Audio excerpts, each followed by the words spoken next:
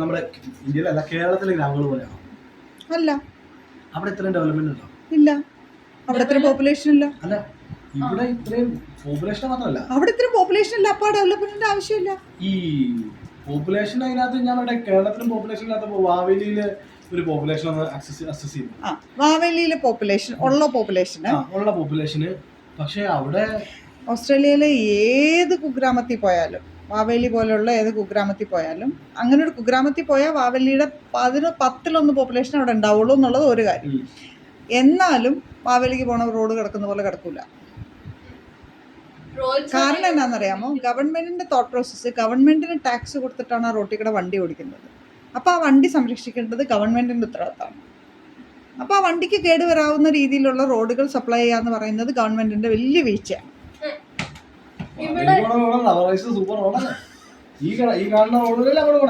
അത് വാവേലിക്ക് അതുപോലെയുള്ള എത്ര ഗ്രാമങ്ങളുണ്ട്?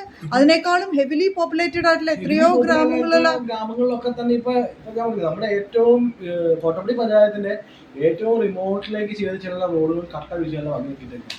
കോട്ടപ്പടി പഞ്ചായത്തിന്റെ എല്ലായിടത്തും അങ്ങനെയാണോ? എയർപോർട്ട് ഒന്നും പറയണ്ട. എയർപോർട്ടിൽ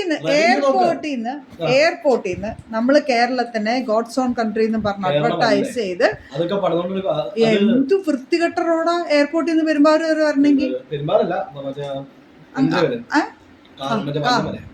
ഒരു ഫോറിനർ വന്ന് എയർപോർട്ടിൽ ഇറങ്ങിയിട്ട് അവിടെ നിന്ന് ഇവിടം വരെ വരുമ്പോഴത്തേക്കും കേരളത്തിനെ പറ്റിയുള്ള സകല ഇംപ്രഷൻ അവിടെ നിന്ന് പോയി കിട്ടും.